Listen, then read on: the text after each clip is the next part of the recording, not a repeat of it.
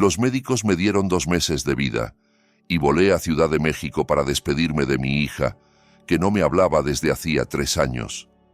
Solo quería verla feliz, aunque fuera de lejos, aunque fuera un solo instante. En cambio, la encontré en terapia intensiva al borde de la muerte, y su esposo, mientras tanto, brindaba con champán rodeado de modelos en una mansión de Las Lomas y se reía por teléfono cuando lo llamé.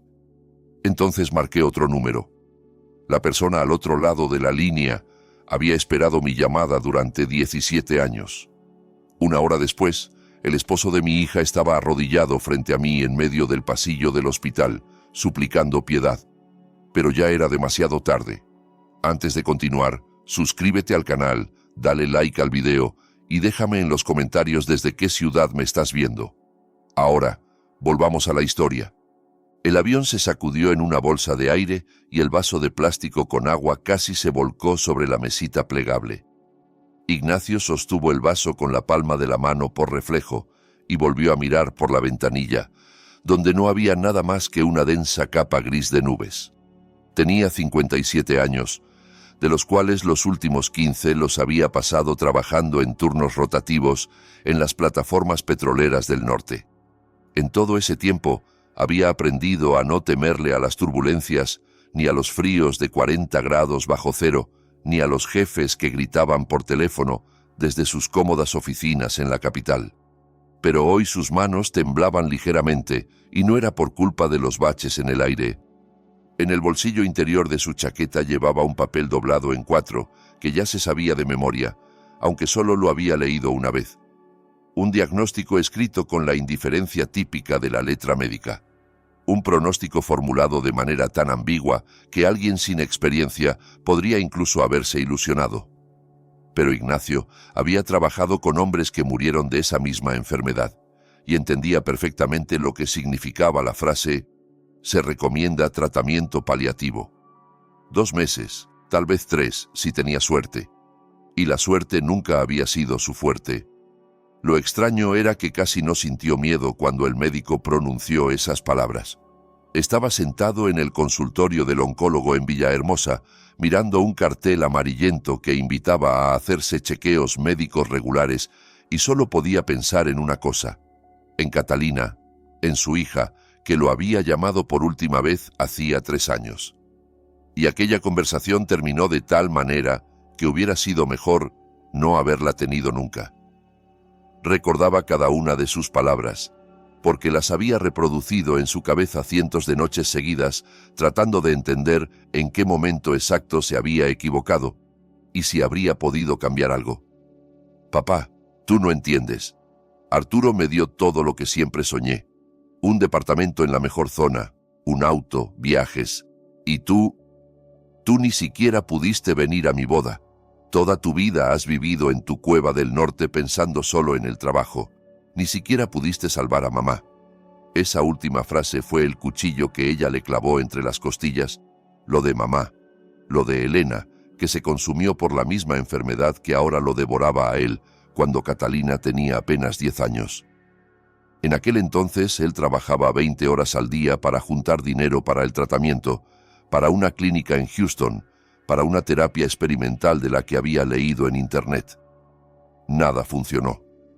Elena murió en sus brazos 2 días antes de que lograra reunir la suma necesaria. Y Catalina, su pequeña Catalina, a quien nunca pudo explicarle bien por qué papá siempre estaba trabajando y por qué mamá ya no abriría los ojos, creció con esa espina clavada en el corazón. La azafata pasó por el pasillo con el carrito, ofreciendo bebidas y bocadillos. Ignacio negó con la cabeza y volvió a mirar por la ventanilla. No tenía hambre. En realidad no quería nada, excepto una cosa: ver a su hija, no hablar con ella, porque de todos modos no querría escucharlo, no pedirle un lugar en su nueva y hermosa vida, porque ahí no había espacio para él, solo verla, asegurarse de que era feliz, guardar su sonrisa en la memoria y llevarse ese recuerdo consigo a donde no hay retorno. Había volado sin avisar, porque no tenía a quién llamar. El número de ella llevaba 6 meses en silencio. No era que el número estuviera fuera de servicio, simplemente silencio, como si el teléfono estuviera apagado para siempre o lo hubieran tirado al río. Al principio Ignacio pensó que simplemente había cambiado de número y no quiso darle el nuevo. Luego empezó a preocuparse, pero rápidamente se contuvo. Era adulta, tenía un marido rico de buena familia, lo tenía todo. Simplemente no quería hablar con su padre, estaba en su derecho. Él mismo tenía la culpa.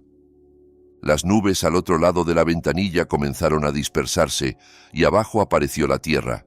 Cuadrados pardos de campos, cintas grises de carreteras, casitas de juguete de los pueblos.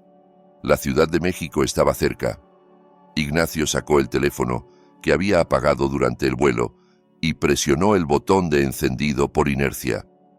La pantalla se iluminó. Aparecieron las notificaciones del operador y de pronto el teléfono vibró con una llamada entrante. Un número desconocido de la capital. Se llevó el aparato al oído, esperando escuchar algún spam sobre créditos o encuestas. Pero la voz al otro lado era de mujer, suave y tensa, como si la persona hablara mirando a su alrededor. ¿Ignacio Valverde? Sí, soy yo. ¿Quién habla? Me llamo Verónica. Soy enfermera del Hospital General. ¿Usted es el padre de Catalina Arteaga?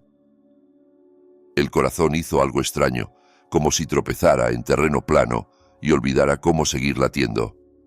Ignacio apretó el teléfono con tanta fuerza que el plástico crujió. Sí, es mi hija. ¿Qué le pasó? Necesita venir lo antes posible, solo usted. Su esposo no debe enterarse. ¿Qué significa que no debe enterarse? ¿Qué pasó? Está viva. La pausa al otro lado de la línea pareció una eternidad. Por ahora, pero realmente es mejor que venga. Ella le dictó la dirección y el número de piso, y luego la comunicación se cortó, como si alguien hubiera arrancado bruscamente el cable del enchufe. Ignacio se quedó inmóvil, mirando la pantalla apagada, sintiendo cómo algo cambiaba dentro de él. El miedo que había sentido un segundo antes no desapareció, pero se le sumó otro sentimiento. Frío y claro, como el cielo invernal sobre Coatzacoalcos. Había volado a la capital para morir, para despedirse de su hija e irse en silencio. Pero ahora los planes habían cambiado. El avión tocó la pista con un golpe apenas perceptible y los pasajeros a su alrededor comenzaron a moverse, estirándose hacia los compartimentos con el equipaje de mano. Ignacio no se levantó de su asiento hasta que el pasillo quedó casi vacío. Pensaba, tratando de asimilar lo que había escuchado. Una enfermera, no un médico, no un representante oficial del hospital, sino una enfermera que llamaba a escondidas y pedía que viniera sin que el marido lo supiera. Eso solo podía significar una cosa, algo muy malo, algo que el marido quería ocultar. Tomó un taxi en la salida de la terminal, dio la dirección y se recostó en el asiento trasero. La Ciudad de México al otro lado de la ventana era extraña e irreconocible, aunque había nacido en esta ciudad y vivido aquí los primeros 30 años de su vida. Todo había cambiado. Nuevos edificios, nuevos distribuidores viales, nuevas vallas publicitarias con rostros de personas que no conocía. La ciudad vivía su propia vida y hacía tiempo que se había olvidado de Ignacio Valverde de Villahermosa, que alguna vez caminó por estas calles con su pequeña hija sobre los hombros. El teléfono volvió a vibrar. Esta vez era un mensaje del banco sobre el cobro del taxi en su tarjeta. Ignacio miró el saldo por inercia y sonrió con amargura. Le quedaba poco dinero, pero ya no lo necesitaría.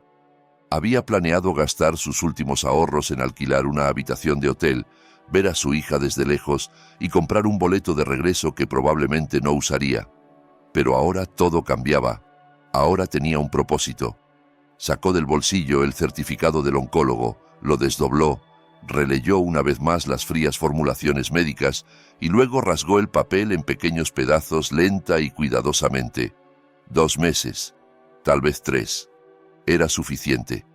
Alcanzaría para todo lo necesario. Los recuerdos llegaron sin permiso, como suele pasar cuando uno va a algún lugar en silencio mirando por la ventana el mundo ajeno que pasa de largo. Catalina a los 5 años con las mejillas manchadas de mermelada, riéndose tan contagiosamente que los vecinos golpeaban la pared. Catalina a los 10, seria y callada, vestida de negro en el funeral de mamá, sosteniéndole la mano sin llorar, porque papá le había dicho que había que ser fuerte. Catalina a los 18, con su diploma con honores y los ojos brillantes, diciendo que definitivamente se convertiría en una diseñadora famosa y haría que se sintieran orgullosos del apellido de la familia. Catalina a los 25, vestida de novia blanco en una fotografía que le envió por correo con una breve nota. Me casé. Se llama Arturo. ¿Por qué no viniste? No vino porque no pudo, porque ese día estaba en el hospital con un infarto y ni siquiera sabía que ella había fijado la fecha de la boda. Ella no le dijo la fecha con anticipación, simplemente le envió la invitación 3 días antes, cuando ya era demasiado tarde para comprar boletos y pedir permiso en el trabajo. Lo hizo a propósito. Quería que no viniera para poder después echárselo en cara. O él mismo se lo había inventado para que no doliera tanto el pensamiento de que su hija no quería verlo en el día más importante de su vida. El taxi dobló en la calle que llevaba al hospital, e Ignacio sintió cómo se le secaba la boca. El enorme edificio del hospital emergió de detrás de la esquina y le pidió al conductor que se detuviera en la entrada principal. Pagó, salió, se quedó un minuto parado en el viento helado, reuniendo valor, y luego entró. En el vestíbulo había mucha gente y ruido, como en una estación de autobuses. Personas con rostros tensos hacían fila en recepción, se sentaban en los duros bancos, hablaban por teléfono, lloraban en los rincones. Ignacio pasó de largo, siguiendo las señales hacia el pabellón indicado. 3er piso, unidad de cuidados intensivos. Puertas pesadas con cerradura de código. Se detuvo sin saber qué hacer, y entonces la puerta se abrió desde dentro. Una mujer de unos 40 años con uniforme médico azul, rostro cansado y mirada penetrante. Lo miró y él comprendió que era Verónica. ¿Ignacio Valverde? Sí. Venga conmigo. Tenemos que hablar antes de que la vea. Ella lo llevó a un lado, a un pequeño rincón junto a la ventana donde había 2 sillas de plástico y una maceta con un ficus polvoriento. Miró a su alrededor como verificando que nadie escuchara, y comenzó a hablar rápido y en voz baja. Oficialmente ella tuvo un accidente de tráfico. Esa es la versión de su esposo, y así está registrado en los documentos. Extraoficialmente todo es muy diferente. Llevo 12 años trabajando aquí y he visto suficiente como para distinguir un accidente de una golpiza. Ingresó hace 4 días con múltiples traumatismos, hemorragia interna y conmoción cerebral. Su esposo vino una vez, estuvo 5 minutos y se fue.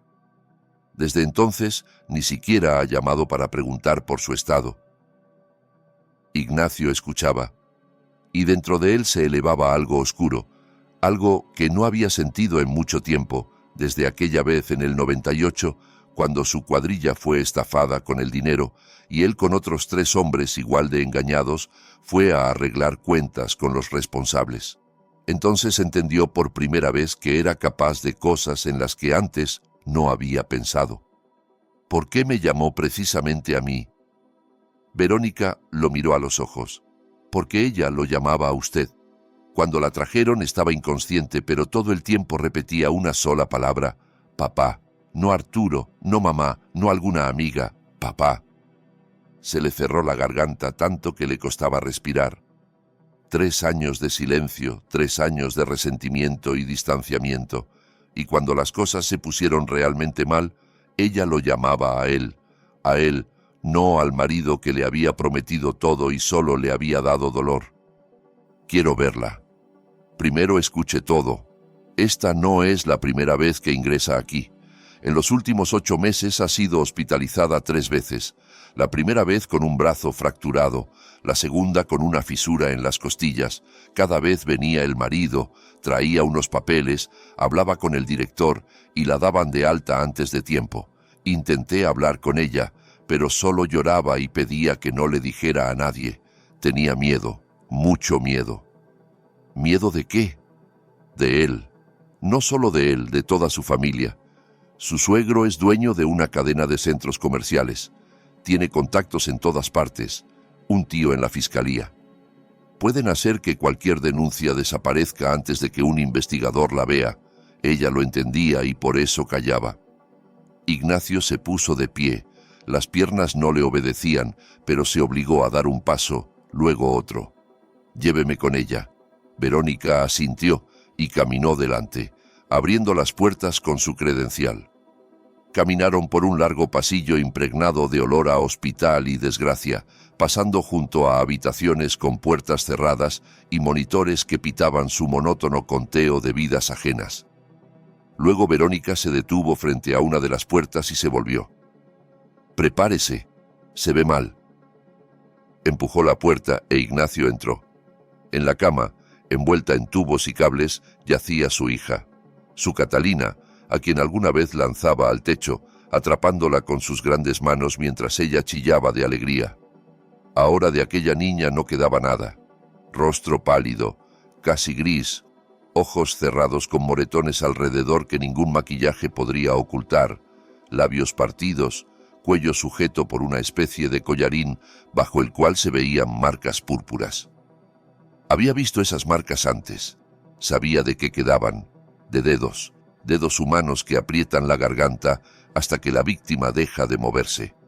Ignacio se dejó caer en la silla junto a la cama y tomó su mano, delgada, fría, débil. La misma mano que sostuvo hace 30 años en la sala de maternidad, cuando la enfermera le trajo un pequeño bulto y le dijo que era una niña. Entonces lloró de felicidad. Ahora también lloraba, pero por algo completamente diferente. Durante mucho tiempo simplemente se sentó y la miró, escuchando el pitido rítmico de los aparatos y el ruido de su propia sangre en los oídos. Pensaba en cómo todo podría haber sido diferente si hubiera ido a la boda, si hubiera insistido en conocer a Arturo antes, si no la hubiera dejado alejarse tanto de él. Pero el pasado no se puede cambiar, solo se puede intentar arreglar el futuro, y para eso tenía 2 meses, tal vez 3.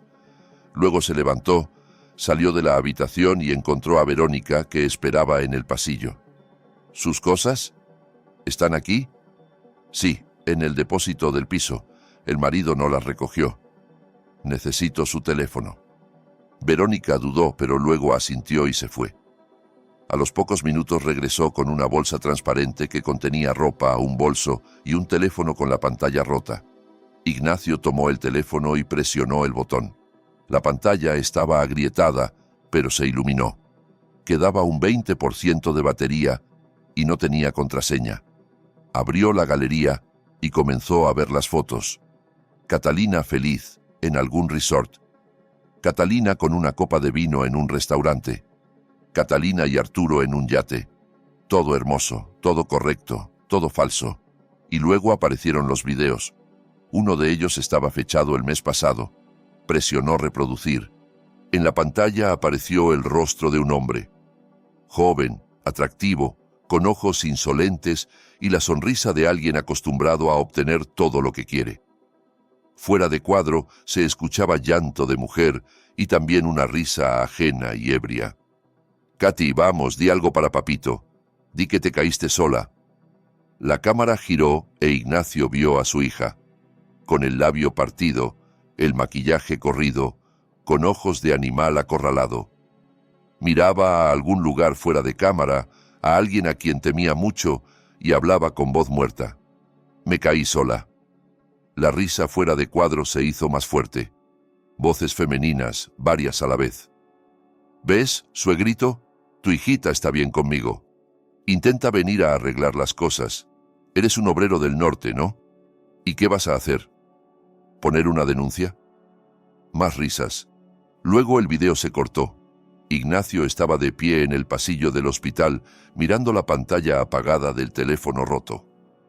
Las manos no le temblaban. Ya estaba más allá del miedo, la ira y la desesperación. Allí donde solo queda claridad fría y la comprensión de lo que hay que hacer. Sacó su propio teléfono, encontró en los contactos un número que no había marcado en 17 años y presionó llamar. Los tonos se prolongaron uno tras otro, y ya pensaba que el número estaba muerto, cuando en el auricular sonó una voz ronca, grave, con un ligero acento norteño. «Diga». «Sergio, soy Ignacio, el de Coatzacoalcos. ¿Recuerdas el 2007? Una larga pausa, luego un suspiro parecido a una risa. 17 años, Ignacio. 17 años esperé esta llamada. Ya sabes que siempre dije, una llamada, cualquier deuda. Tú me sacaste de aquel incendio con vida. Habla, hermano, ¿a quién destrozamos?» Ignacio miró la puerta cerrada de la sala de terapia intensiva, donde yacía su hija. Miró el teléfono con el video que se le había grabado para siempre en la memoria, y pronunció solo un apellido: Los Arteaga. Verónica lo encontró en la cafetería del hospital en el primer piso. 2 horas después de aquella llamada, Ignacio estaba sentado en una mesa de plástico junto a la ventana. Frente a él había un vaso de café soluble que se había enfriado hacía rato y se había cubierto con una fina película. No miraba el café, no miraba por la ventana, no miraba a ningún lugar en particular. Simplemente estaba sentado y esperaba, como un hombre que ya ha tomado una decisión y ahora observa cómo el universo se reorganiza en torno a esa decisión. La enfermera se sentó enfrente, puso las manos sobre la mesa y durante un rato guardó silencio, estudiando su rostro. Luego preguntó en voz baja, casi en un susurro: «¿Qué hizo don Ignacio?» «Nada especial.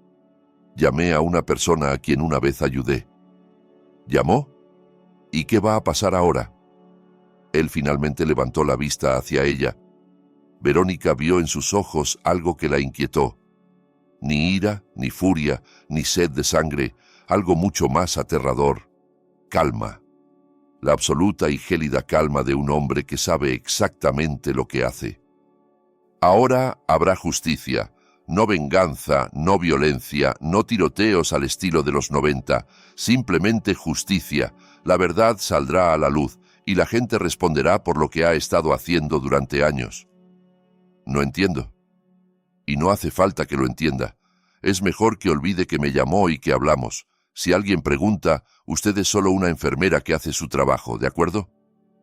Verónica asintió lentamente, aunque era evidente que quería hacer 1000 preguntas más, pero llevaba suficientes años trabajando en ese hospital para entender que hay situaciones en las que es mejor no saber de más. Hay personas junto a las cuales ocurren cosas de las que luego nadie habla en voz alta. «¿Cómo está ella?», preguntó Ignacio. «Sin cambios. Los médicos dicen que las próximas 48 horas serán decisivas. Si el organismo supera la inflamación y los riñones no fallan, hay esperanza». «¿Qué porcentaje de esperanza?» «Más o menos 50%, quizás algo menos». 50%. Mitad y mitad. Ignacio pensó en la ironía oculta en esas cifras. A él, los médicos le habían dado casi un 100% de garantía de muerte en unos pocos meses, mientras su hija balanceaba al borde con las probabilidades de una moneda lanzada al aire, y él no podía hacer nada para cambiar esas probabilidades. Ni dinero, ni contactos, ni aquella llamada que acababa de hacer. La medicina funciona según sus propias leyes y ningún expediente comprometedor sobre familias ricas hará que las células cancerosas se detengan o que los órganos que fallan vuelvan a funcionar. ¿Puedo estar con ella? ¿Solo sentarme a su lado? Oficialmente no se permiten visitas en terapia intensiva, pero puedo llevarlo otra vez si se comporta discretamente y no llama la atención. Solo por un rato. Subieron al 3er piso. Pasaron por las mismas puertas pesadas con cerradura de código. En la habitación nada había cambiado. Los mismos aparatos, el mismo pitido rítmico, la misma figura pálida en la cama que alguna vez fue su pequeña niña.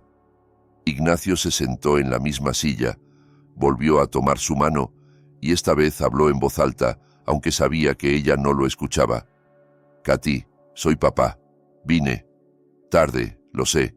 Demasiado tarde, como siempre. Tenías razón cuando decías que siempre llego tarde. A la boda llegué tarde, a toda tu vida adulta llegué tarde. Pero ahora estoy aquí, y te prometo una cosa, él nunca más te tocará. Ni él, ni su padre, ni toda su familia. Creen que pueden comprar todo en el mundo, que el dinero resuelve cualquier problema. Pero hay cosas que no se compran. Hay personas a quienes les importan un bledo su dinero. Y hay una verdad que tarde o temprano sale a la luz. Cayó, siguiendo sosteniendo su mano. Afuera oscurecía. La Ciudad de México encendía sus luces, indiferente a las pequeñas tragedias humanas que se desarrollaban detrás de cada una de sus millones de ventanas. En algún lugar de esta ciudad, Arturo Arteaga celebraba otra fiesta, bebía champán caro, abrazaba modelos y no sospechaba que su vida ya había comenzado a derrumbarse, que las primeras piedras ya se habían desprendido de la montaña y rodaban cuesta abajo, arrastrando consigo una avalancha. El teléfono de Ignacio vibró, miró la pantalla, un número desconocido. Luego, otra llamada, y otra más. No contestaba, solo miraba cómo la pantalla se iluminaba una y otra vez, permitiéndose una pequeña sonrisa maliciosa. Había comenzado. Verónica se asomó a la habitación e hizo una señal de que era hora de irse. Ignacio se inclinó hacia su hija, la besó con cuidado en la frente procurando no tocar los cables y tubos. «Resiste, Katy. Papá está aquí. Papá va a arreglar todo». En el pasillo sacó el teléfono y miró las llamadas perdidas. 7 en los últimos 10 minutos. Todas de diferentes números de la capital. Eligió uno al azar y devolvió la llamada. Contestaron casi de inmediato y la voz al otro lado estaba claramente alterada. «Habla Ignacio Valverde, padre de Catalina Arteaga». «Sí, soy yo. ¿Quién pregunta?» «Me llamo Andrés. Soy periodista de un medio de investigación. Recibimos materiales sobre la familia Arteaga. Materiales muy serios. Ahí se indica que usted es la persona de contacto. Queremos hacerle algunas preguntas». «Pregunte». ¿Es cierto que Arturo Arteaga golpeaba sistemáticamente a su hija? ¿Que ella fue hospitalizada repetidamente? ¿Que su familia encubría cada vez los incidentes? Que sí es cierto, hasta la última palabra. ¿Está dispuesto a dar una entrevista oficial? No, pero les daré algo mejor. En el teléfono de mi hija hay un video donde su esposo la obliga a decir ante la cámara que se cayó sola. Si quieren, puedo enviárselo. Una pausa al otro lado de la línea. Eso sería muy importante para el reportaje, para la investigación. Entonces, anote la dirección de correo electrónico. En 5 minutos el video fue enviado a la dirección indicada, luego a otra y a una tercera. Ignacio devolvía las llamadas a todos los números que lo habían contactado y resultó que eran periodistas, blogueros, editores de medios de investigación. Todos habían recibido el mismo paquete de documentos sobre las maniobras financieras de la familia Arteaga. Todos querían confirmación de detalles, comentarios, y a todos ellos Ignacio les daba lo mismo: el video del teléfono de su hija y su testimonio seco y factual. No dramatizaba, no sollozaba en el teléfono, no maldecía al yerno con las peores palabras. Simplemente exponía los hechos como sabía hacerlo un hombre que durante 15 años había sido jefe de cuadrilla en las plataformas del norte y estaba acostumbrado a formulaciones claras. Fecha de la primera hospitalización, naturaleza de las lesiones, palabras de las enfermeras, reacción del marido. Todo encajaba en un cuadro completo que daba escalofríos. Cuando las llamadas finalmente cesaron, Ignacio bajó al vestíbulo y salió a la calle. El aire frío de la ciudad le quemó los pulmones y tosió prolongada y pesadamente. El cáncer se hacía presente, no lo dejaba olvidar que el tiempo era limitado. Pero ahora eso era incluso bueno. Cada ataque de tos era un recordatorio de que no tenía nada que perder. Y un hombre que no tiene nada que perder es capaz de cosas inaccesibles para quienes se aferran a la vida, la carrera, la reputación. El teléfono volvió a sonar. Esta vez era Sergio, aquel hombre de Coatzacoalcos. «Ignacio, ¿cómo vas? ¿No te arrepentiste?» «No». «¿Por qué? ¿Hay motivo?» «Hay llamadas, muchas llamadas. El viejo Arteaga ya está contactando a todos los que conoce, tratando de entender de dónde vino la filtración. Su hijo, por lo visto, todavía no se entera. Sigue de fiesta en algún lado, ni siquiera contesta el teléfono. Eso es bueno. Escucha, quiero que entiendas una cosa. Lo que puse en marcha ya no se puede detener. Es como una bola de nieve que empieza a rodar, recoge más y más nieve, y al final se convierte en avalancha. A los Arteaga los van a sacudir mucho y a fondo. Hacienda, Fiscalía, investigación. Van a salir cosas que no le van a gustar a nadie. Estoy listo. ¿Estás listo para que esto también pueda afectar a tu hija? Al fin y al cabo, ella también era parte de esa familia. Ignacio guardó silencio, reflexionando sobre la pregunta. No había pensado en eso antes, pero ahora entendía que Sergio tenía razón. Catalina era la esposa de Arturo. Formalmente, ella también podría verse afectada si salían a la luz cuentas conjuntas, propiedades u operaciones financieras. Ella es una víctima, Sergio, no una cómplice. Cualquier investigador decente lo verá. Bien, si es así, pero yo en tu lugar buscaría un buen abogado, por si acaso. Los abogados cuestan dinero. No tengo. Tendrás. Te voy a transferir algo, no discutas. Tú me salvaste la vida. Tengo derecho a gastar parte de la mía en agradecimiento. La comunicación se cortó. Ignacio guardó el teléfono y miró el edificio del hospital, enorme e indiferente bajo la luz de los faroles. En algún lugar, allá arriba, en el tercer piso, su hija luchaba por su vida, mientras en algún otro extremo de la ciudad, su marido todavía disfrutaba de su impunidad, sin saber que el mundo a su alrededor ya estaba en llamas. Regresó adentro y encontró en el vestíbulo un rincón tranquilo donde pudo sentarse y esperar.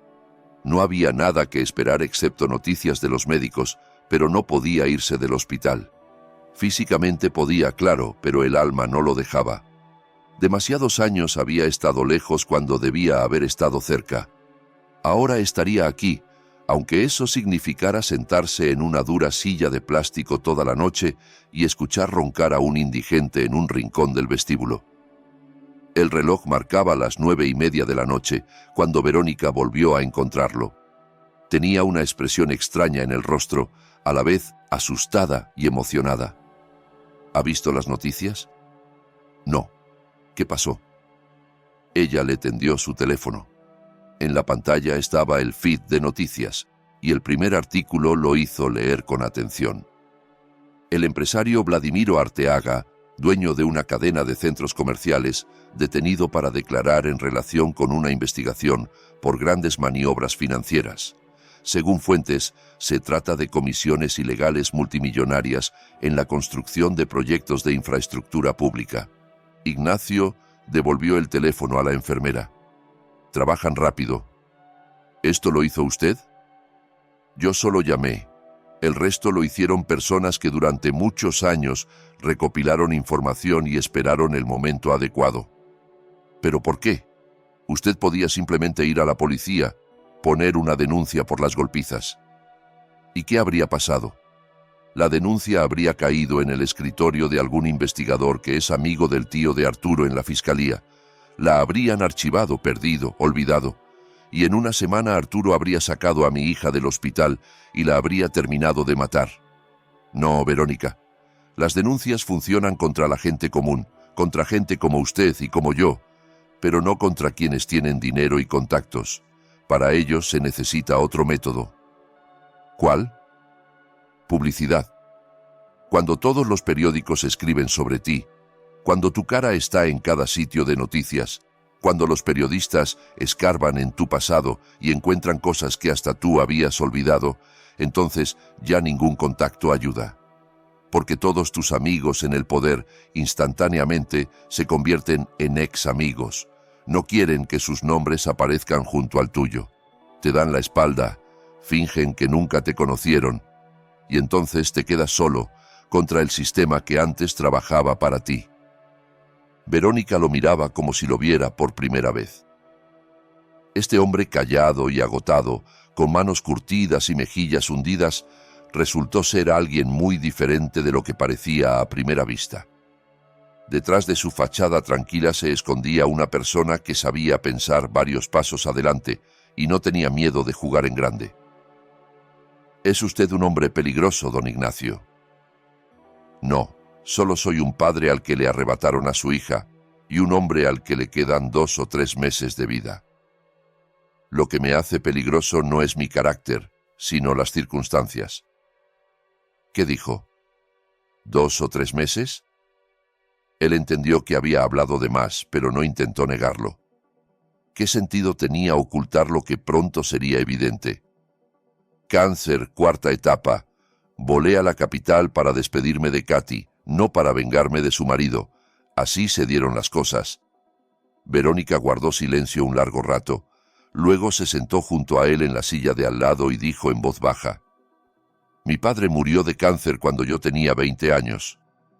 También trabajaba en el norte, en las plataformas. Tampoco tuvo tiempo de hacer muchas de las cosas que quería. Lo entiendo mejor de lo que cree».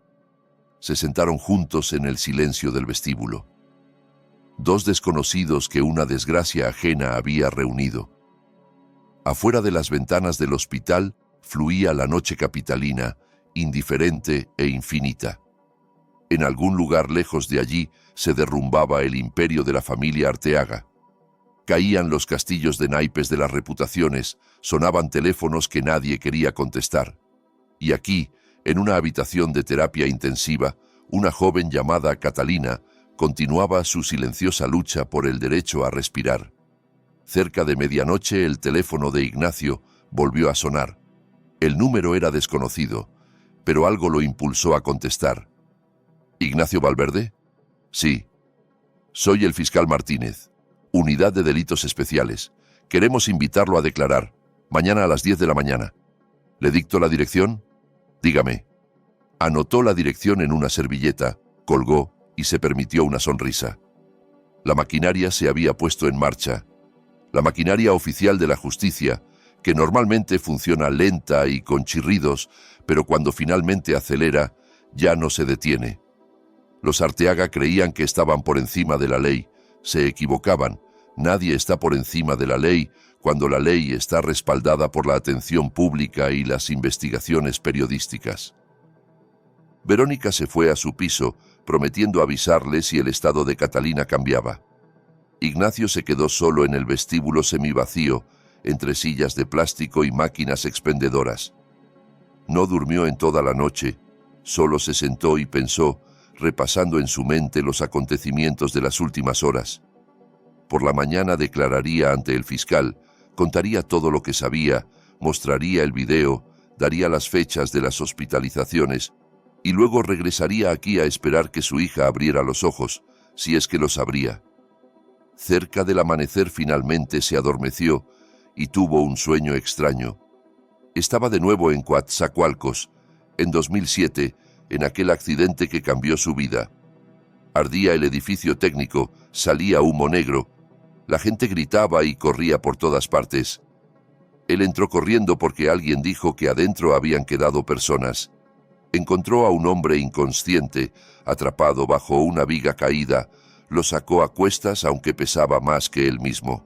Lo sacó al aire, lo dejó en el suelo, y entonces el edificio a sus espaldas se derrumbó definitivamente.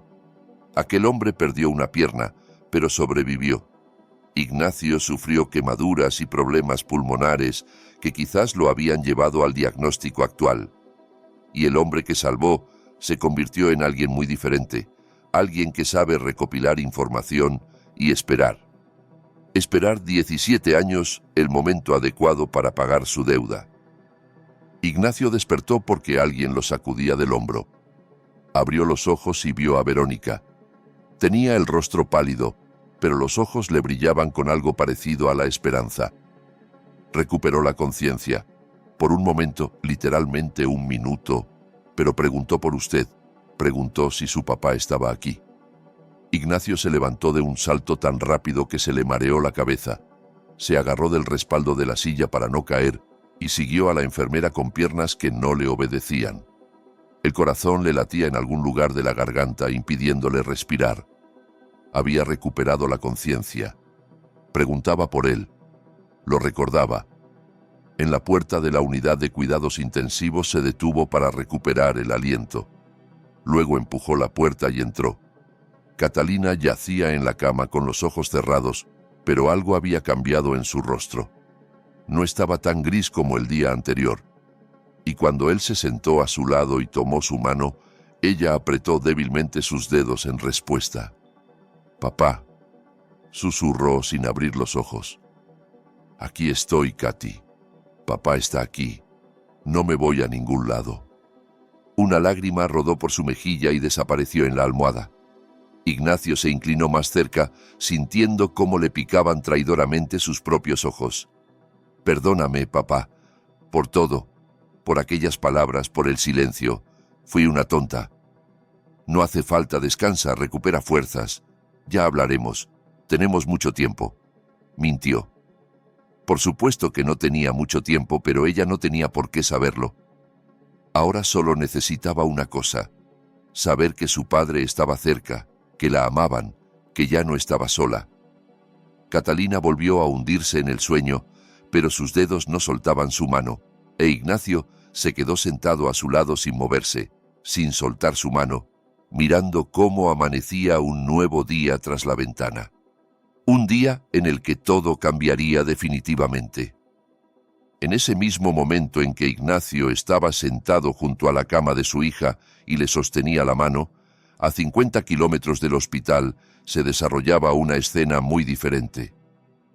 La mansión en la zona de las lomas estaba inundada de luces. La música retumbaba tan fuerte que se oía desde las propiedades vecinas, y junto a la piscina climatizada se había instalado un grupo de una docena de personas que claramente no pensaban terminar la fiesta antes del amanecer.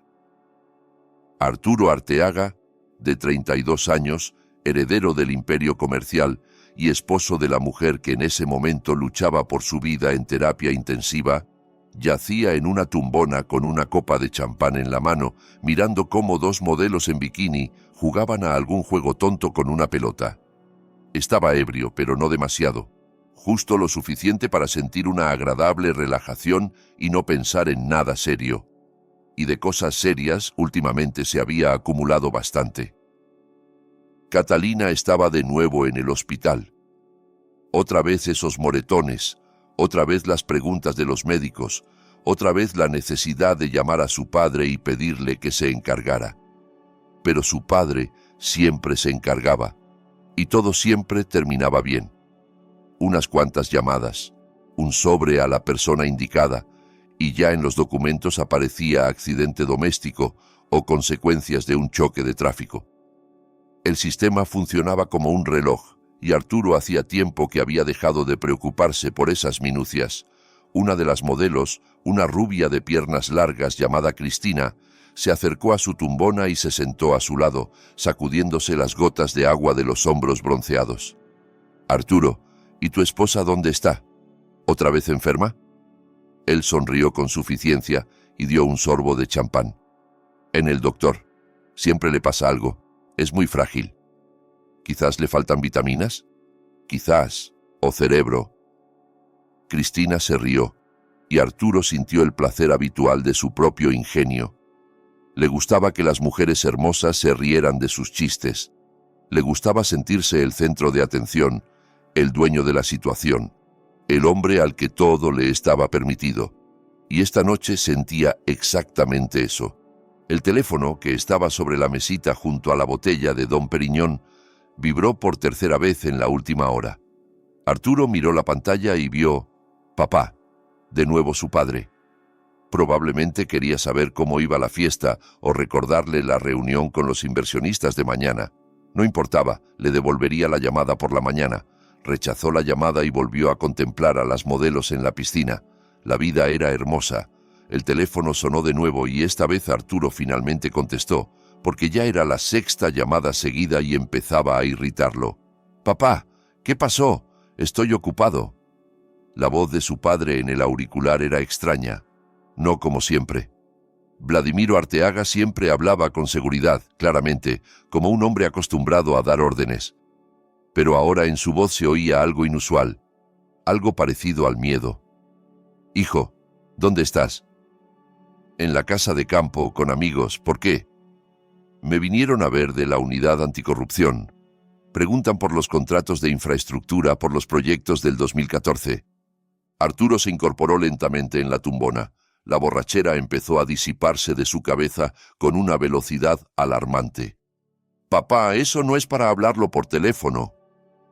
Lo saben todo, Arturo, todo. Tienen documentos, cuentas, correspondencia. ¿De dónde? ¿Quién filtró?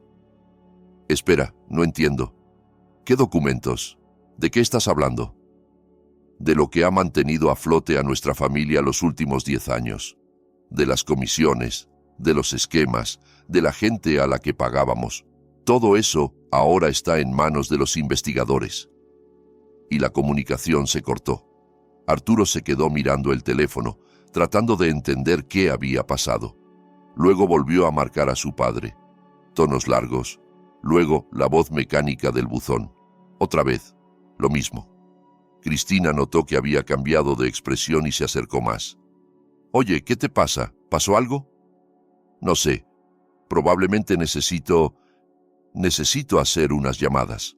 Se levantó y se alejó de la piscina, marcando el número del abogado de la familia. Ocupado. El número de su tío Víctor, el de la fiscalía. El número que marcó está apagado o fuera de cobertura. El número del socio comercial de su padre, con quien juntos habían construido aquellos proyectos de infraestructura. El teléfono está apagado o fuera del área de servicio. Algo estaba muy mal. Muy mal. Arturo abrió el navegador en el teléfono y escribió el nombre de su padre en el buscador. Lo que vio lo hizo agarrarse del respaldo de la silla más cercana para no caer. Dueño de cadena de centros comerciales detenido por sospecha de maniobras millonarias. Escándalo en torno a proyectos de infraestructura. Nuevos detalles. La familia Arteaga bajo investigación.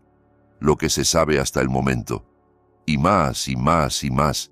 Decenas de titulares, cada uno más terrible que el anterior. Arturo deslizaba las noticias, sintiendo cómo el suelo se hundía bajo sus pies. ¿De dónde? ¿Cómo? ¿Quién pudo haber hecho esto? Un artículo llamó su atención especialmente. Violencia doméstica en familia de élite. La esposa del heredero del imperio comercial fue hospitalizada repetidamente por golpizas. Lo abrió y vio su rostro en la fotografía. Al lado había una foto de Catalina, claramente tomada de sus redes sociales, y debajo de las fotos, un texto que lo hizo sudar frío. Según fuentes en círculos médicos, Catalina Arteaga ingresó al menos 3 veces en los últimos 8 meses a diferentes hospitales de la ciudad con lesiones características de víctimas de violencia doméstica. Cada vez, su esposo Arturo Arteaga insistía en la versión de accidentes domésticos y gracias a los contactos de su familia, estos casos no recibían la debida atención. Más abajo estaba un video. Ese mismo video que había grabado un mes atrás, cuando estaba ebrio y furioso, y quería mostrarle a esa tonta quién mandaba en casa. La había obligado a hablar ante la cámara diciendo que se había caído sola, y se había reído, y las chicas a su alrededor también se habían reído. Ahora ese video estaba en internet, y ya lo habían visto cientos de miles de personas, según el contador de reproducciones. Arturo arrojó el teléfono al pasto y se cubrió la cara con las manos. Esto era el fin total y definitivo. Aunque su padre se librara de la historia de las comisiones ilegales, aunque el tío de la fiscalía lograra arreglar algo en el caso penal, este video ya no se podía borrar. Se había propagado por todo Internet, lo habían compartido todos los canales importantes, lo discutían en los comentarios millones de personas. De pronto comprendió que nunca antes se había sentido tan indefenso. Toda su vida, cualquier problema se resolvía con dinero o contactos. ¿Le faltaste el respeto a un policía y te pusieron una multa? Papá llamaba. ¿Chocaste el auto de alguien y no quieres pagar? El abogado lo arreglaba. ¿Golpeaste a tu esposa hasta casi matarla? El director del hospital firmaba los papeles necesarios, pero ahora todos esos mecanismos resultaban inútiles.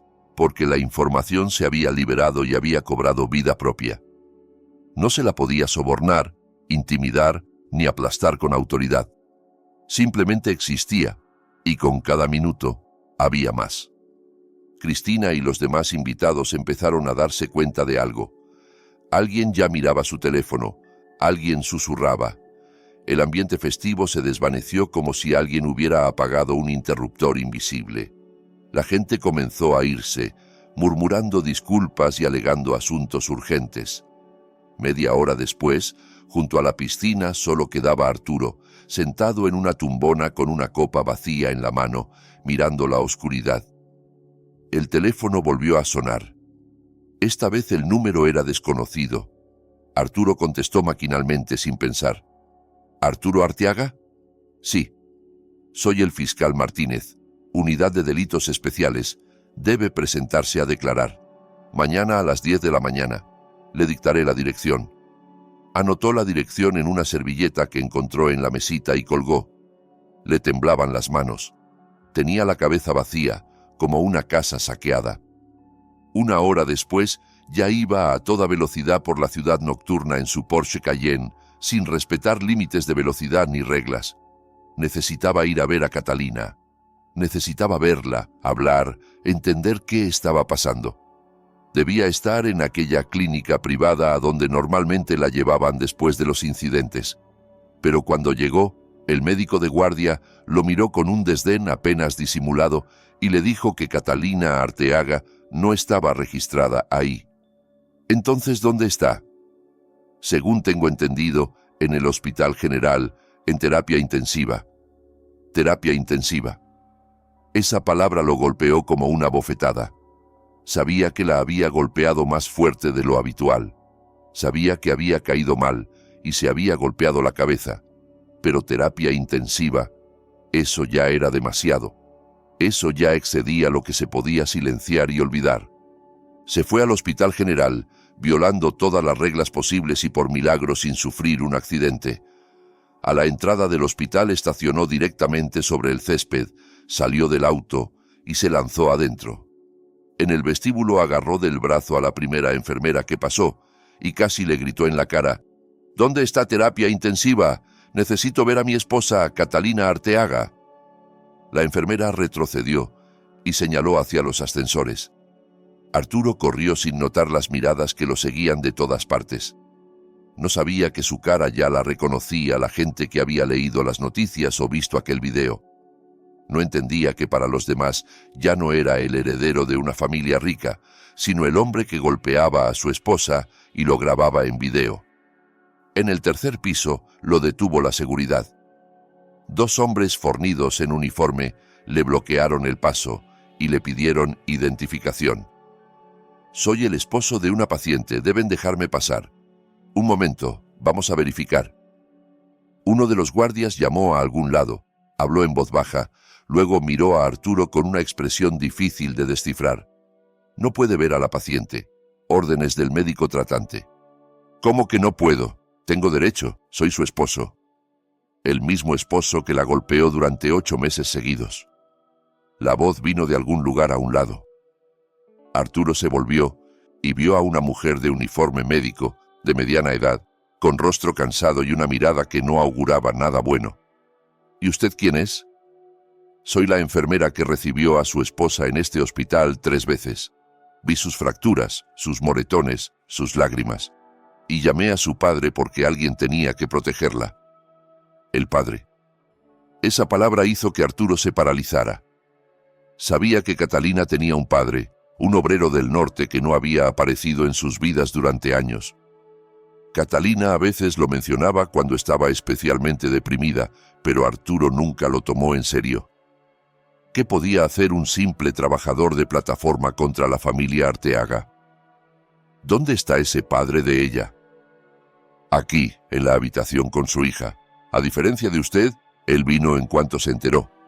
Arturo avanzó hacia las puertas de la unidad, pero los guardias volvieron a bloquearle el paso. Intentó apartarlos, pero eran más fuertes de lo que parecían, y un segundo después estaba de cara a la pared con los brazos doblados en la espalda. «Cálmese, ciudadano, o llamamos a la policía». ¿Saben quién soy yo? Lo sabemos. El mismo tipo del video que golpea a mujeres y las obliga a mentir ante la cámara. Esas palabras lo hicieron recuperar la sobriedad mejor que cualquier ducha fría.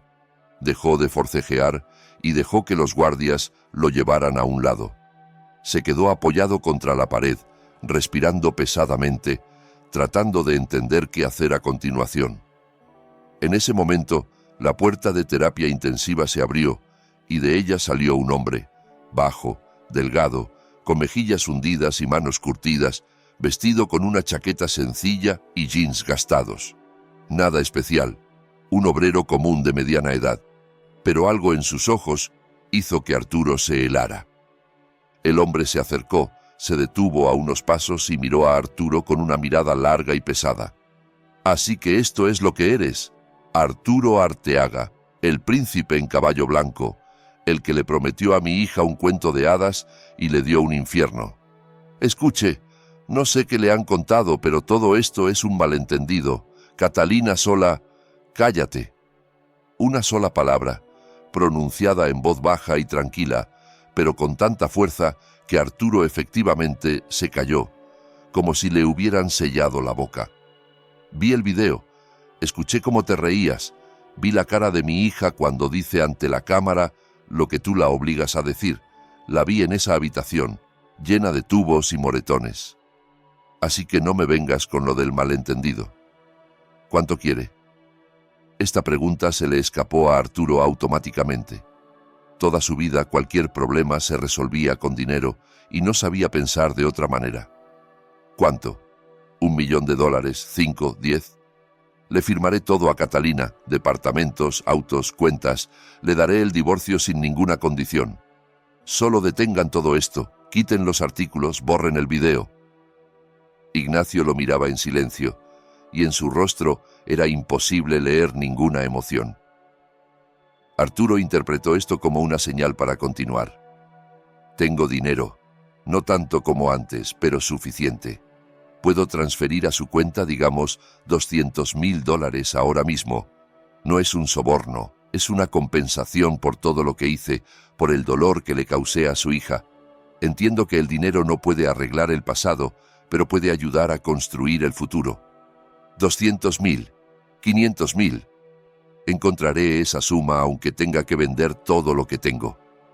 ¿Y qué debo hacer yo por esos 500.000? Simplemente detener todo esto. Decirles a los investigadores que exageró, que Catalina se caía sola, que el video fue grabado como una broma estúpida. La gente lo creerá, la gente siempre cree lo que quiere creer. Ignacio dio un paso adelante, y Arturo involuntariamente retrocedió un paso. Entre ellos quedaba menos de 1 metro. ¿Sabes cuánto gano al año en mi turno en las plataformas? Poco más de $15.000.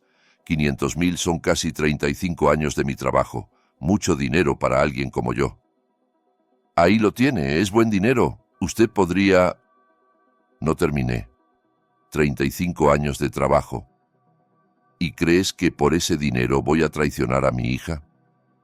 ¿Que voy a decirle a los investigadores que ella se caía sola cuando vi el video donde la golpeas, cuando la vi en esa habitación llena de moretones y tubos? No es una propuesta de traición, es una propuesta de compromiso. ¿Compromiso? Bonita palabra.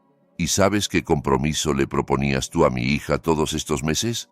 Cállate, aguanta, haz como que todo está bien y entonces no te mataré del todo. Ese era tu compromiso. Arturo sintió cómo el sudor frío le corría por la espalda.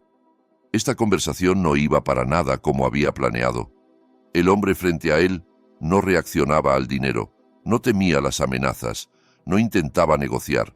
Simplemente estaba parado y lo miraba como una boa mira a un conejo. ¿Qué quiere entonces? Dígame qué quiere y lo haré, lo que sea. Nada. ¿Cómo que nada? Todo el mundo tiene un precio. Yo no tengo precio porque no tengo nada que comprar.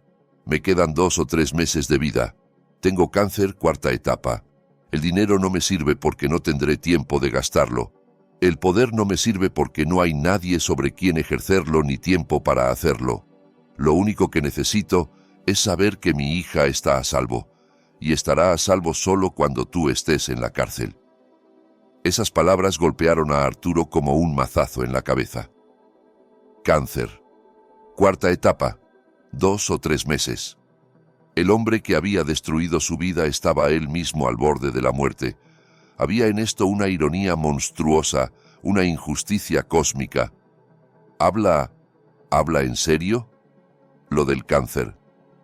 Absolutamente en serio. Volé a la capital para despedirme de mi hija, no para vengarme de ti, no para destruir a tu familia, solo para despedirme. Porque ella no me hablaba desde hacía 3 años y quería verla por última vez.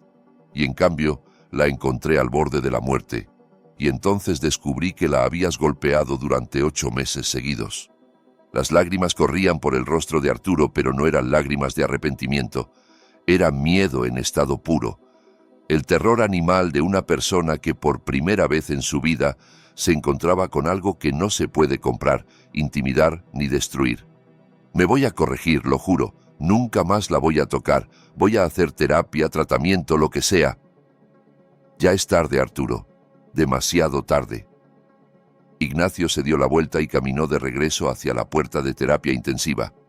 En la entrada se detuvo y se volvió. ¿Sabes? Quería perdonarte. De verdad quería. Venía aquí para simplemente llevarme a mi hija e irme, llevarla a donde no pudieras alcanzarla y darle la oportunidad de empezar de nuevo. Pero luego vi ese video y escuché cómo te reías. Te reías, Arturo, de ella, de su miedo, de su dolor. Ahí fue cuando entendí que aquí no hay nada que perdonar. Entró en el pabellón y la puerta se cerró tras él con un suave clic. Arturo se quedó sentado en el suelo, en un charco de sus propias lágrimas, bajo las miradas de los guardias y la enfermera que había llamado a su suegro. A los pocos minutos llegó la policía. Lo levantaron del suelo, le pusieron las esposas y lo llevaron hacia la salida. La gente en el vestíbulo lo grababa con sus teléfonos. Alguien gritaba insultos, alguien simplemente miraba con muda condena. El mundo de Arturo Arteaga se había derrumbado definitiva e irrevocablemente, y ningún dinero podía cambiar eso. El auto de la policía se llevó a Arturo a la delegación para declarar, pero ya unas horas después lo dejaron ir bajo palabra de no abandonar la ciudad. Formalmente, aún no le habían presentado cargos, solo tenía estatus de testigo en el caso de las maniobras financieras del padre y estatus de sospechoso en el caso de violencia sistemática. El fiscal de guardia, sin embargo, solicitó de inmediato una orden de prohibición de acercamiento a Catalina, que el juez concedió sin dudarlo. Le notificaron por escrito que no podía acercarse al hospital ni ponerse en contacto con ella mientras durara la investigación. El abogado, que logró conseguir a altas horas de la noche, le aconsejó quedarse quieto, no dar declaraciones a la prensa y esperar el desarrollo de los acontecimientos. Pero Arturo no sabía quedarse quieto ni sabía esperar. Toda su vida había estado acostumbrado a actuar, a presionar, a imponer su voluntad a través de cualquier obstáculo. Y ahora, cuando todo se derrumbaba a su alrededor, no podía simplemente cruzarse de brazos y ver cómo su existencia se convertía en cenizas. La mañana lo encontró en un departamento en la Condesa que alquilaba para encuentros de los que su esposa no debía enterarse. No había dormido en toda la noche, revisando las noticias y viendo cómo la cantidad de publicaciones sobre su familia crecía exponencialmente.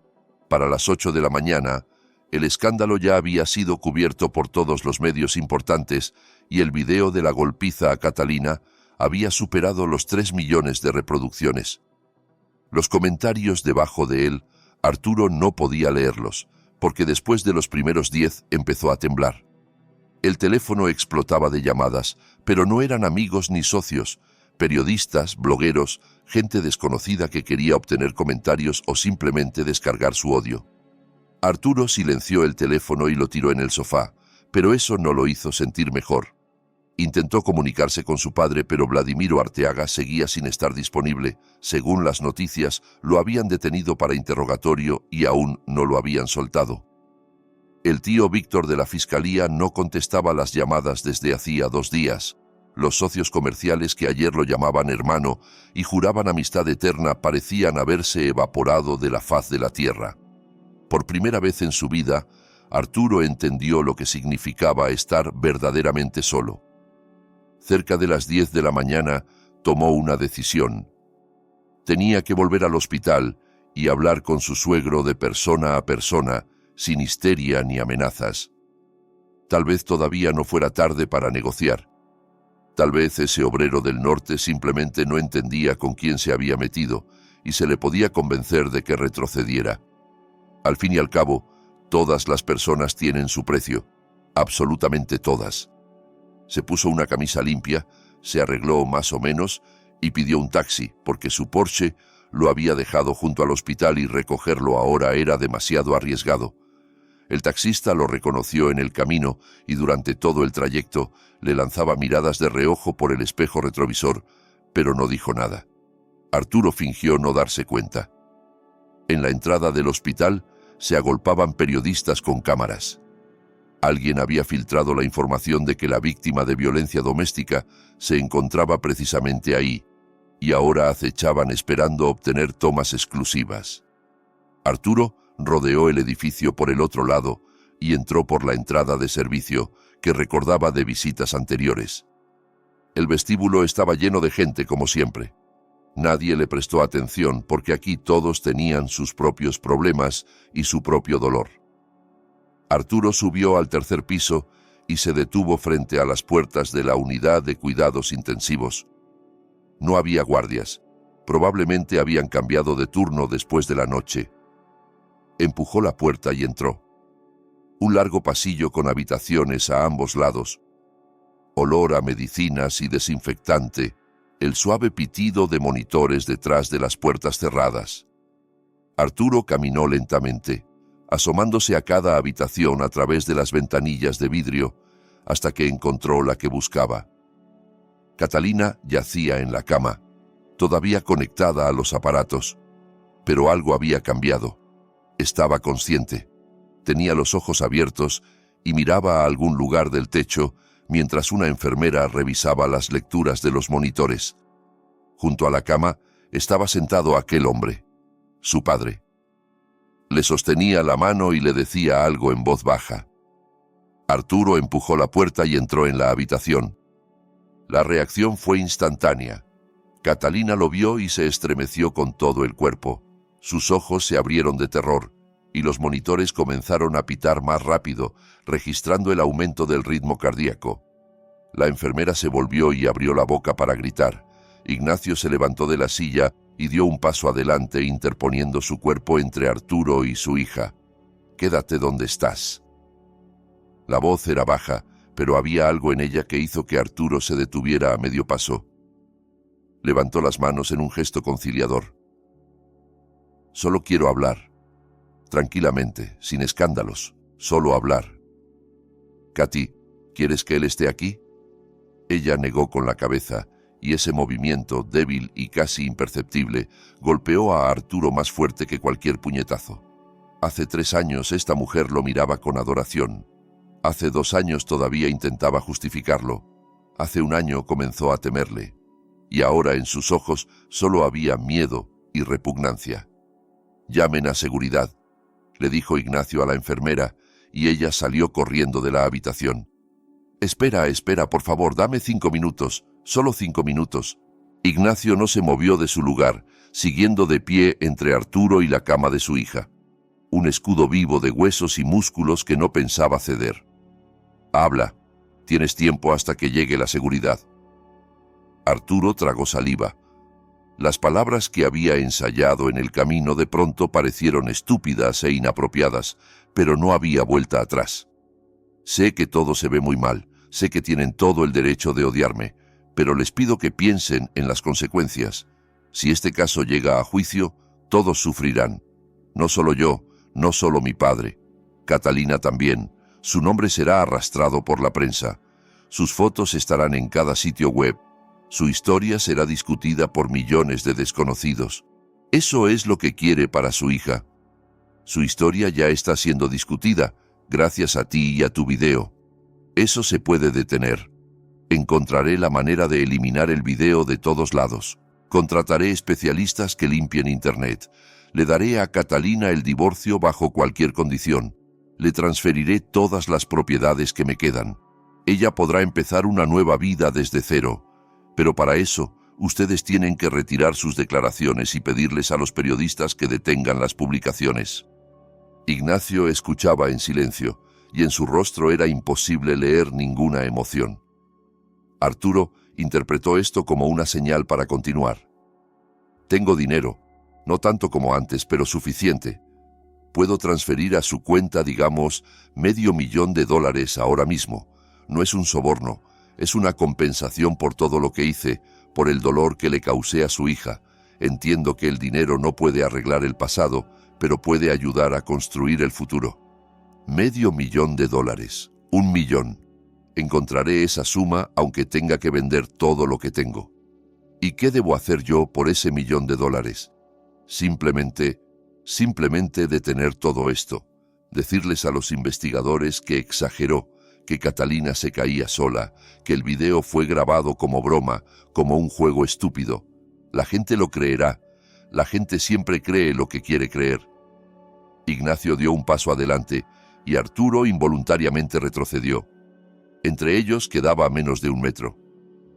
¿Sabes cuánto gano al año en mi turno en las plataformas del norte? Poco más de $15,000. $1,000,000 son más de 60 años de mi trabajo. Mucho dinero para alguien como yo. Ahí lo ve, es muy buen dinero. Usted podría... No terminé. 60 años de trabajo. ¿Y crees que por ese dinero voy a traicionar a mi hija? ¿Qué le voy a decir a los investigadores que ella se caía sola cuando vi el video donde la golpeas, cuando la vi en esa habitación llena de moretones y tubos? Arturo cayó de rodillas literalmente en medio de la habitación del hospital, sobre el frío linóleo, bajo la mirada del hombre al que había despreciado y considerado insignificante. Por favor, se lo suplico, haré todo lo que me diga, haré terapia, nunca más levantaré la mano contra ella, le informaré de cada paso que dé. Solo no me mande a la cárcel, por favor. Las lágrimas corrían por su rostro y eran lágrimas reales, no fingidas. Por primera vez en su vida lloraba de miedo al futuro, que se le presentaba como un agujero negro. La cárcel, la vergüenza, la pérdida de todo lo que tenía y ninguna esperanza de volver a su vida anterior. Ignacio lo miraba desde arriba y en sus ojos había algo extraño. No el triunfo del vencedor, no la malicia. Algo parecido al cansancio y la tristeza. ¿Sabes qué es lo más terrible de toda esta historia? Que ni siquiera ahora entiendes lo que hiciste. Lloras, no porque le causaste dolor a mi hija. Lloras porque tienes miedo de las consecuencias para ti mismo. Ni una sola vez te has disculpado con ella. Ni una sola vez has preguntado cómo se siente. Solo piensas en ti mismo, incluso ahora, estando de rodillas. No es así. Yo amo a Catalina. A mi manera. Pero la amo. A tu manera. Exactamente. A tu manera significa golpearla cuando te irrita, humillarla cuando quieres sentirte poderoso, encerrarla en casa para que no se atreva a quejarse. Eso no es amor, Arturo. Eso es una enfermedad. Y sinceramente espero que en la cárcel te obliguen a tratarte. La puerta de la habitación se abrió de golpe y entraron los guardias, seguidos de 2 policías. Levantaron a Arturo del suelo, le pusieron las manos en la espalda y le colocaron las esposas. Arturo Arteaga queda detenido por sospecha de violar las condiciones de la prohibición de acercamiento e intento de presión sobre la víctima. Tiene derecho a guardar silencio. Todo lo que diga puede ser usado en su contra en el tribunal. Se lo llevaron hacia la salida. En la puerta se volvió. Catalina lo miraba desde la cama, y en sus ojos no había miedo ni odio. Solo vacío. El vacío de una persona que ya no siente nada hacia su torturador. Katy, perdóname, por favor, perdóname. Ella se volvió hacia la pared y cerró los ojos. Y ese silencio fue más terrible que cualquier palabra. Se llevaron a Arturo. Ignacio se quedó un momento mirando la puerta cerrada, luego volvió a la silla junto a la cama de su hija. ¿Papá? Sí, Katy. ¿De verdad irá a la cárcel? De verdad, no por mucho tiempo probablemente. La gente rica sabe cómo escaparse, pero su vida nunca volverá a ser la misma. Su nombre se volvió sinónimo de todo esto. Lo van a reconocer en la calle y señalar con el dedo. No lo van a contratar en ningún trabajo decente, no lo van a aceptar en ningún círculo respetable. Eso es peor que la cárcel, créeme. ¿Y su padre? Su padre responderá por sus propios delitos. Ahí salieron tantas cosas que alcanza para muchos años de prisión. Comisiones ilegales en proyectos de infraestructura, evasión de impuestos, sobornos a funcionarios. Todo su imperio estaba construido sobre dinero sucio, y ahora todo el mundo lo sabe. Catalina guardó silencio, asimilando lo que había escuchado. Luego giró la cabeza y miró a su padre. «Papá, ¿de verdad estás enfermo? Lo que dijiste del cáncer». Él no mintió. No tenía sentido. «Es verdad. Me diagnosticaron hace 2 semanas. 4ª etapa, metástasis. Los médicos dicen que 2 o 3 meses». Las lágrimas corrieron por sus mejillas e intentó incorporarse en la cama, pero no pudo. «¿Por qué no me dijiste antes? ¿Por qué no llamaste?» «¿Y habrías contestado?» 3 años sin contestar mis llamadas. 3 años fui un extraño para ti. No quería imponerme. Perdóname, papá. Fui una tonta. Pensé que Arturo era la felicidad, que la riqueza era la felicidad. Y resultó que la felicidad es cuando te aman simplemente así, sin condiciones, como tú me amabas». Él se inclinó y la abrazó con cuidado, tratando de no tocar los cables y tubos. «Siempre te amé, Katy.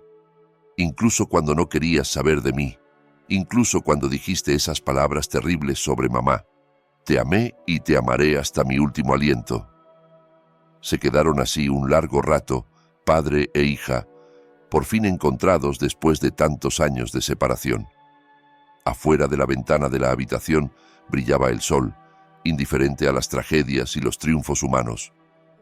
En algún lugar de la ciudad, a Arturo lo llevaban al centro de detención. En algún lugar interrogaban a su padre.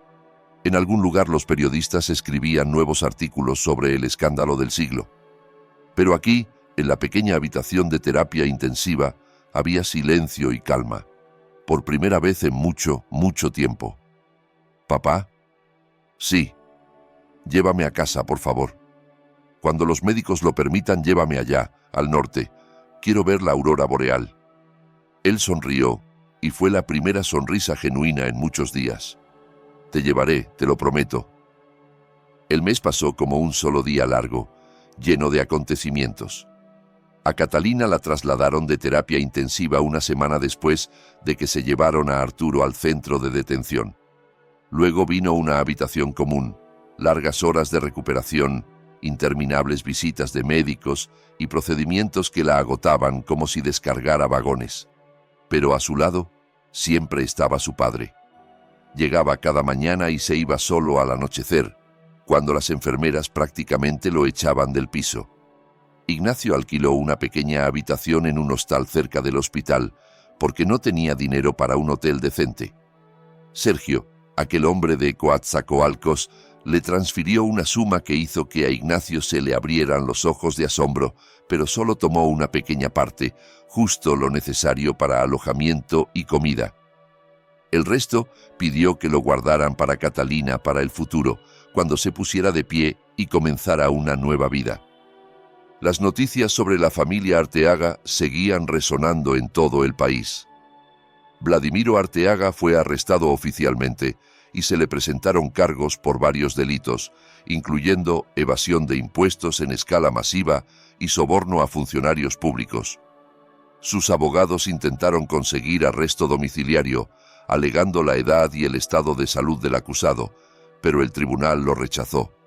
Había demasiadas pruebas, el escándalo había sido demasiado ruidoso, la opinión pública seguía el proceso con demasiada atención. A Arturo le presentaron cargos por golpizas sistemáticas y lesiones graves. Aquel video que había grabado mientras se reía y se burlaba de su esposa se convirtió en la prueba principal de la acusación. Lo mostraban en el tribunal, lo mostraban en las noticias, lo discutían en cada programa de televisión. El rostro de Arturo Arteaga se había convertido en símbolo de la violencia doméstica, en una ilustración gráfica de lo que sucede tras las puertas cerradas de las casas ricas. Catalina se negó a dar entrevistas y a comparecer personalmente en las audiencias judiciales. Su testimonio fue grabado en video en el hospital, en presencia de un abogado y un psicólogo, y eso fue suficiente. Habló en voz baja, a veces deteniéndose para contener las lágrimas que la embargaban, pero lo contó todo. El primer golpe, que ocurrió 3 meses después de la boda, las disculpas y las promesas que nunca se cumplían, el miedo que se convirtió en su compañero constante, la sensación de desesperanza cuando entiendes que nadie va a ayudar porque tu torturador tiene demasiado dinero y contactos. Ignacio se sentó a su lado mientras grababan su declaración y le sostuvo la mano. No lloró, aunque por dentro todo se le revolvía de dolor por su hija. Simplemente estuvo ahí, como debió haber estado todos esos años, pero no estuvo, porque ella misma lo había alejado, porque él se lo permitió, porque la vida resultó así y no de otra manera. Cuando finalmente dieron de alta a Catalina del hospital, se fueron ese mismo día. Ignacio compró 2 boletos de avión a Villahermosa, y Catalina no dijo ni una palabra en contra. Simplemente asintió cuando él preguntó si estaba lista, recogió sus pocas pertenencias en una pequeña maleta y salió de la habitación sin mirar atrás. La Ciudad de México, que alguna vez le pareció la ciudad de sus sueños, ahora solo le provocaba el deseo de huir lo más lejos posible y no regresar nunca. En el aeropuerto la reconocieron. Una mujer se acercó a Catalina y le dijo que admiraba su valentía, que era una valiente por haberse escapado de esa pesadilla. Catalina le agradeció y pasó rápidamente hacia la puerta de embarque, ocultando su rostro detrás de lentes oscuros. Ignacio caminaba a su lado, listo en cualquier momento para protegerla de miradas y preguntas ajenas. El avión despegó hacia el gris cielo de la capital, y Catalina finalmente se permitió relajarse. Miraba por la ventanilla la ciudad que se alejaba abajo y pensaba en lo extraña que es la vida. Hace apenas un mes yacía en terapia intensiva sin saber si sobreviviría. Hace apenas un mes su padre era para ella un extraño al que despreciaba y culpaba de todas sus desgracias. Y ahora volaba con él al sur, a un lugar que alguna vez llamó su cueva. Y ese lugar le parecía el único rincón seguro en todo el mundo. ¿Papá? Sí, Katy. Cuéntame del sur. ¿Cómo es? Ignacio sonrió y comenzó a contar. De la selva interminable que en temporada de lluvias se llena de verde hasta el horizonte, del río que serpentea entre la vegetación como una cinta de plata, del pequeño pueblo donde todos se conocen y nadie cierra las puertas con llave, del silencio, tan profundo y pleno que al principio parece ensordecedor, y luego se convierte en el sonido más hermoso del mundo. Catalina escuchaba y por primera vez en muchos años sentía algo parecido a la calma. La felicidad todavía estaba lejos, pero la calma, la sensación de que lo peor había quedado atrás y adelante, esperaba algo nuevo, quizás desconocido pero ya no aterrador. Eso sí lo sentía. Aterrizaron en Villahermosa a última hora de la tarde, cuando el sol ya se había puesto en el horizonte y el cielo se había teñido de un profundo color naranja. Desde el aeropuerto hasta el pueblo donde vivía Ignacio, había que viajar otras 2 horas en auto, y él había acordado con un viejo amigo que los recogiera. El amigo se llamaba Miguel. Había trabajado junto con Ignacio en las plataformas y vivía en la casa de al lado. Un hombre corpulento, barbudo, con ojos bondadosos. Abrazó a Ignacio como a un hermano y le estrechó la mano a Catalina con cuidado, como si temiera romperla. He oído hablar de ti, muchacha. Todo el pueblo siguió las noticias. Todos estábamos preocupados. Catalina se avergonzó y no supo qué responder. No estaba acostumbrada a esa participación simple y sin artificios. En los círculos capitalinos en los que se había movido los últimos años, la gente expresaba su compasión con frases de cortesía, detrás de las cuales no había nada más que curiosidad y ganas de chismear. Y este hombre desconocido la miraba como si fuera su propia hija, y sus palabras eran absolutamente sinceras. El camino al pueblo tomó incluso más de 2 horas, porque la carretera en algunos tramos estaba inundada y había que ir despacio. Catalina se quedó dormida en el asiento trasero, cubierta con una manta cálida que Miguel prudentemente había traído consigo.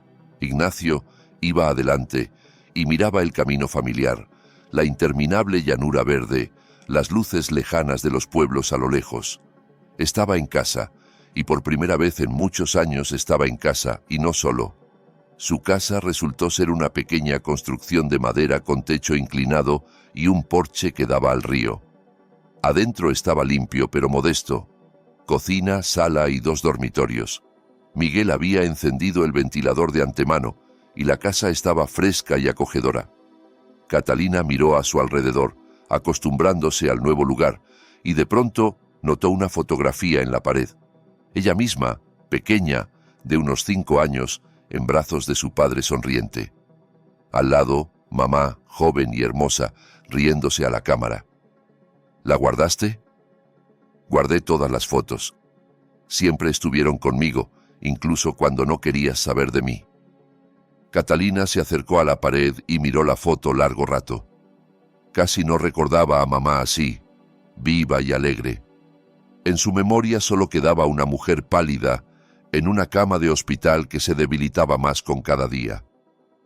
Y papá, que siempre estaba trabajando y a quien ella culpaba de no haber podido salvar a mamá. Perdóname, papá, por todo, por aquellas palabras sobre mamá. Era una niña, no entendía. Eras una niña que sufría. Los niños dicen cosas terribles cuando sufren, es normal. Te perdoné hace mucho tiempo. Se abrazaron en medio de la pequeña sala, y Catalina lloró mientras Ignacio le acariciaba la cabeza y le susurraba algo tranquilizador, como hacía cuando ella era muy pequeña y se despertaba de pesadillas. Los primeros días en el sur fueron difíciles. Catalina se acostumbraba al silencio, a la ausencia del ajetreo de la ciudad, al ritmo lento de vida que aquí parecía el único posible. Dormía mucho, comía mucho, caminaba mucho por los alrededores, respirando el aire limpio y húmedo. Poco a poco los moretones en su cuerpo fueron palideciendo, el dolor en las costillas disminuyó, y las pesadillas que la atormentaban cada noche empezaron a venir cada vez con menos frecuencia. Ignacio estaba cerca, pero no presionaba, no intentaba forzar los acontecimientos.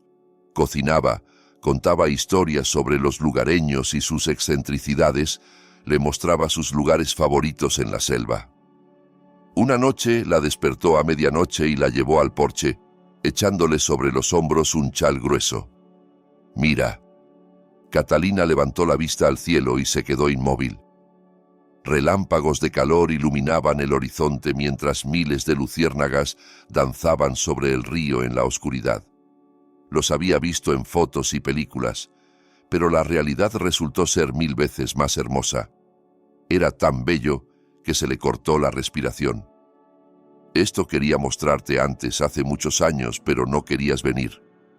Fui una tonta. Pensaba que la felicidad estaba en las grandes ciudades y las cosas caras, y resulta que está aquí, en el silencio, en la belleza, en que haya alguien a tu lado que te ame de verdad. Se quedaron en el porche mirando las luciérnagas, padre e hija, por fin encontrados. Y ese momento valía todos los años perdidos, todas las lágrimas y resentimientos, toda la pesadilla vivida. 2 semanas después de llegar, Catalina encontró en el baño una prueba de embarazo que había comprado en la capital y olvidado en su bolsa. Estuvo mucho tiempo mirando la caja, sin atreverse a abrirla. Lo sospechaba desde hacía varios días, pero tenía miedo de saber la verdad. Tenía miedo de lo que esa verdad significaría. La prueba mostró 2 líneas. Se sentó en el borde de la bañera y miró ese pequeño objeto de plástico que lo cambiaba todo. Un bebé. El bebé de él. El bebé del hombre que la golpeó durante 8 meses y casi la mata. ¿Y qué hacer ahora con ese conocimiento? Ignacio la encontró 1 hora después. Seguía sentada en el baño con la prueba en las manos y la mirada vacía fija en la pared. «Katy, ¿qué pasó?» Ella le tendió la prueba en silencio. Él miró las 2 líneas y en su rostro apareció una expresión que ella no pudo descifrar. «¿Esto es de él?» «Sí». Una larga pausa. Ignacio se sentó a su lado en el borde de la bañera y le tomó la mano. «¿Y qué quieres hacer?» «No sé. No sé, papá. No puedo pensar en este bebé sin recordarlo a él, lo que me hizo. Pero al mismo tiempo, es mi bebé también. Mi sangre. Parte de mí.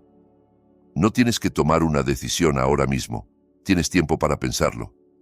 ¿Y tú qué harías en mi lugar?» Ignacio guardó silencio, reuniendo sus pensamientos. «No puedo responder esa pregunta. Es tu cuerpo y tu vida. Cualquier decisión que tomes será la correcta, porque será tu decisión.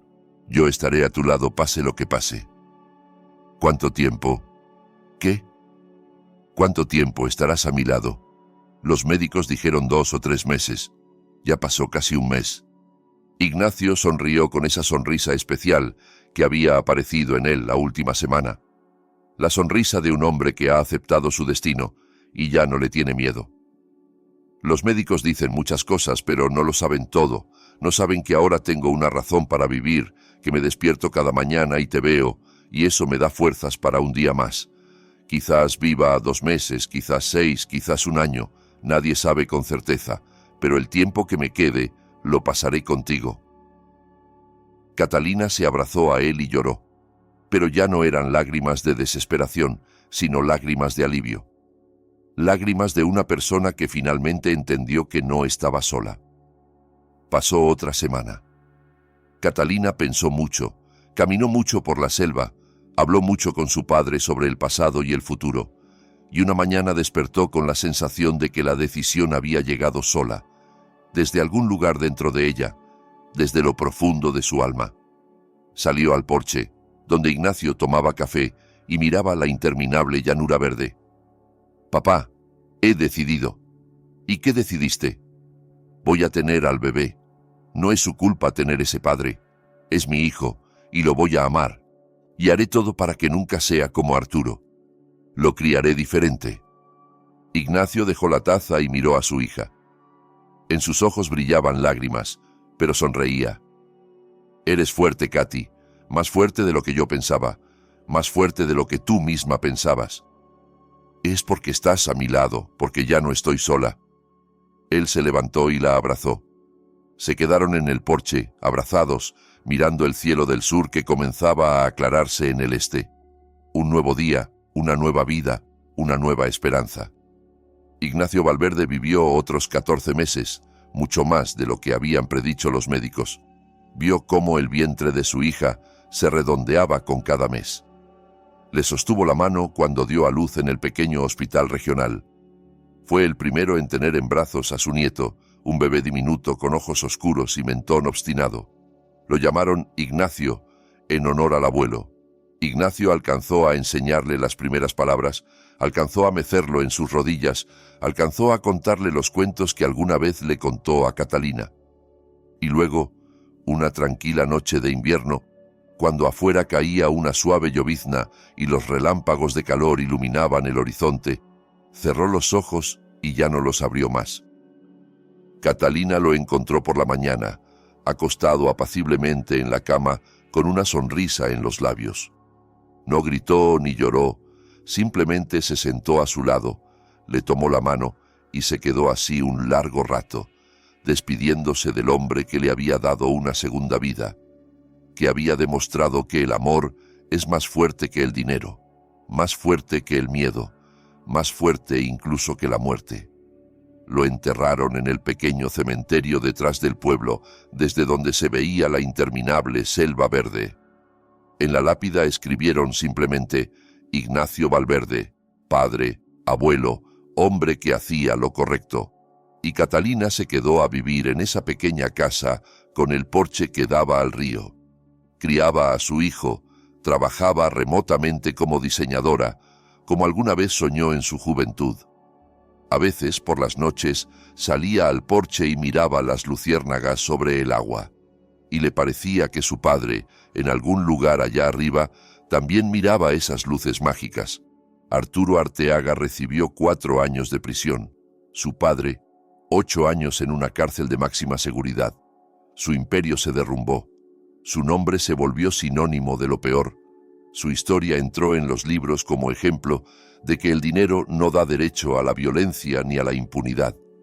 Y el pequeño Ignacio crecía como un niño sano y feliz, que sabía que su abuelo había sido un héroe, que había volado a rescatar a mamá cuando ella estaba mal, que había hecho una sola llamada que lo cambió todo. Y cuando Ignacio creciera, él también haría lo correcto, porque así lo habían criado. Porque el amor se transmite de generación en generación. Porque una sola persona puede cambiar el mundo si tiene el valor de intentarlo. Amigos, así termina la historia que quería contarles. Una historia sobre cómo la verdadera fuerza no está en el dinero ni en los contactos, sino en el amor y la disposición de proteger a quienes nos importan. Una historia sobre cómo la justicia es posible incluso cuando parece que todas las puertas están cerradas. Una historia sobre cómo nunca es tarde para volver con quienes amamos y nunca es tarde para empezar de nuevo. Si esta historia tocó algo en tu corazón, si te preocupaste por los personajes y te alegraste de sus victorias, por favor dale like y suscríbete al canal. Tu apoyo me ayuda a crear nuevas historias y compartirlas contigo. Escribe en los comentarios qué piensas del acto de Ignacio. ¿Hizo bien en llamar a su amigo? ¿Qué habrías hecho tú en su lugar? Me importa mucho conocer tu opinión.